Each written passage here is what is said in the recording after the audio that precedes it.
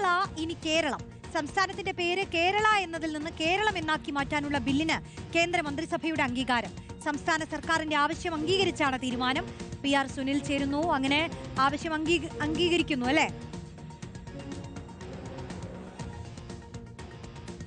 രോഷിനി, തീർച്ചയായും കേരള സർക്കാരിന്റെ ആവശ്യം കേന്ദ്രമന്ത്രിസഭ അംഗീകരിച്ചിരിക്കുകയാണ്. പ്രധാനമന്ത്രിയുടെ പുതിയ ഓഫീസായ സേവാ തീർത്തിൽ ചേർന്ന ആദ്യ കേന്ദ്രമന്ത്രിസഭാ യോഗമാണ് സംസ്ഥാന സർക്കാർ അയച്ച ഒരാവശ്യത്തിന് അംഗീകാരം നൽകിയിരിക്കുന്നത്. ഇനി കുറച്ച് നടപടിക്രമങ്ങൾ കൂടി ബാക്കിയുണ്ട്. കേരള എന്നത് കേരളം ആയി മാറാനായി ഭരണഘടനയുടെ 1-ാം പട്ടികയിൽ കേരള എന്ന് എഴുതിയിരിക്കുന്നത് കേരളം എന്നാക്കി മാറ്റണം എന്നാണ് സംസ്ഥാന സർക്കാർ ആവശ്യപ്പെട്ടിരിക്കുന്നത്. ഇതിന്റെ ഭാഗമായുള്ള പ്രമേയം നേരത്തെ മുഖ്യമന്ത്രി നിയമസഭയിൽ അവതരിപ്പിക്കുകയും ഐകകണ്ഠേന ആ പ്രമേയം പാസാക്കുകയും ചെയ്തതാണ്.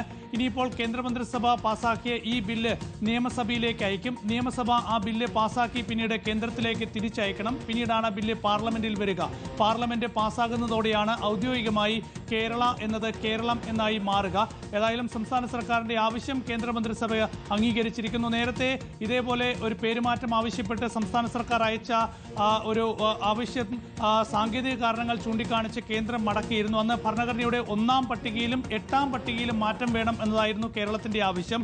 എന്നാൽ 2 ഭാഗത്ത് മാറ്റം വേണ്ട, 1-ാം പട്ടികയിൽ മാത്രം മാറ്റം മതി എന്നാക്കണം എന്ന് കേന്ദ്രം ആവശ്യപ്പെടുകയും അതനുസരിച്ച് തിരുത്തി പുതിയ പ്രമേയം പാസാക്കിയ ശേഷം നിയമസഭ അത് കേന്ദ്രത്തിന് അയക്കുകയായിരുന്നു. ഏതായാലും അതിനിപ്പോൾ അംഗീകാരമായിരിക്കുന്നു. ഇനി കുറച്ച് നടപടികൾ കൂടി ബാക്കിയുണ്ട് ഔദ്യോഗികമായി കേരള എന്നത് കേരളം എന്നായി മാറാൻ. ശരി, PR സുനിലാണ് വിശദാംശങ്ങൾ നൽകിയത്.